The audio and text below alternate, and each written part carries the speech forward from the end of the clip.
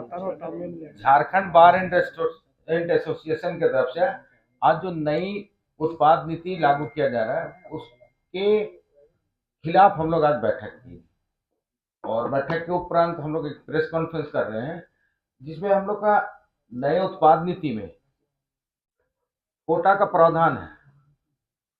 और पहले जो कोटा हम लोग का चला आ रहा था वो, और अभी जो नया लागू होगा उत्पाद नीति, उस पर 15% का बढ़ोतरी होगा।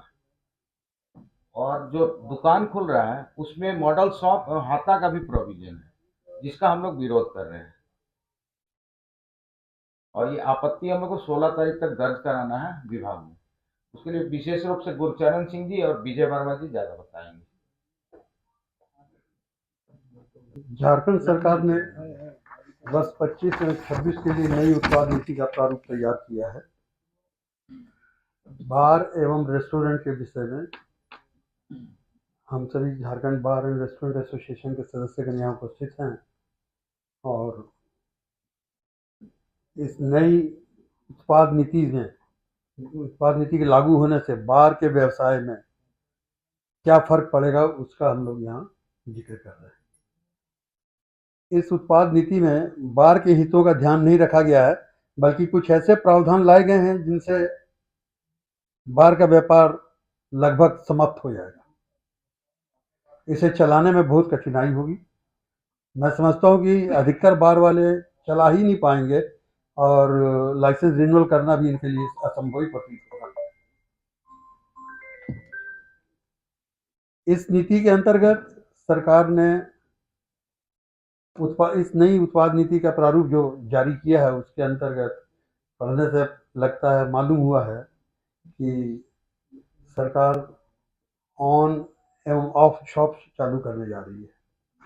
ऑफ शॉप्स तो पहले होती थी, लेकिन अब इसको ऑन की कैटेगरी में भी लाया जा रहा है। ऑन का अर्थ हो गया कि वहां बैठा करके शराब पीने की सुविधा भी प्रदान की जाएगी।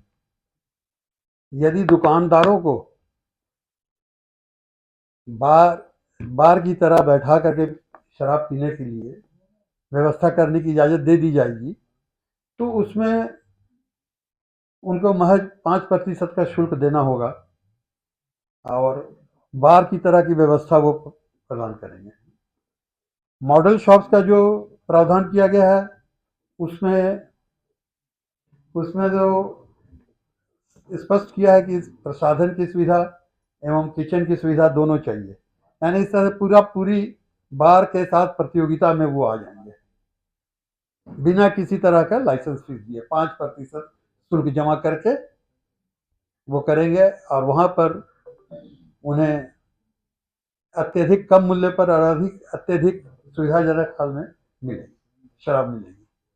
तो इस स्थिति में हम लोग बार को कैसे चलाएंगे? बार का मतलब होता है कि लोग शराब कम पिए, मनोरंजन अधिक करें, थकावट दूर करें और भोजन करें, स्वास्थ्य पर प्रतिकूल प्रभाव न पड़े। अगर सरकार केवल रेवेन्यू को ध्यान में रखते हुए ये सब नीति ला रही है कि हमारा राजस्व संग्रहण होगा, इसका मतलब है कि अब सरकार शराब की बिक्री को प्रोत्साहित करना चाहती है, शराबियों को ज्यादा गिनती बनाना चाहती है।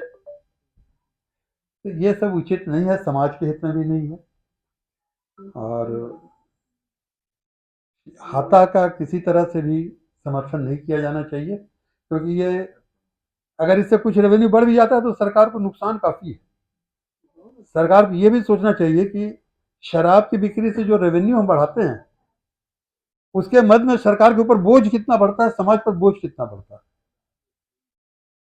सरकार रेवेन्यू तो हाथ में आ रही, बोलती ठीक है शराब की बिक्री से रेवेन्यू आएगा, लेकिन उससे जो लोगों के लीवर खराब होंगे, लोगों की जाने जाएंगी अत्यधिक शराब का सेवन करने से, तो मेडिकल एक्सपेंसेस कितना सरकार का बढ़ जाता है और मानव मूल्यों की कितनी क्षति होती है, इसको भी सरकार को विचार करना चाहिए। इस तरह से शराब के बिक्री को प्रोत्साहित नहीं करना चाहिए। बार में विशेष रूप से बार में क्या है कि आप 30 मिलीलीटर पीजिए, खाना खाइए, सारे दिन की थकान दूर कीजिए। इस तरह वहां खपत कम और लोगों को सुरक्षा का माहौल देना। बार में कोटा हटा बढ़ाने के लिए इस वर्ष कोटा में भी 15% की वृद्धि करने की बात कही गई है। कोटा या पिछली बिक्री से जितना उठाव किया उसमें जो अधिक होगा उसका इस करंट वर्ष के लिए 25-26 के लिए, तीसरा कोटा इतना अधिक हो जाएगा तो उसको बेचना बड़ा मुश्किल है और वो संभव ही नहीं है।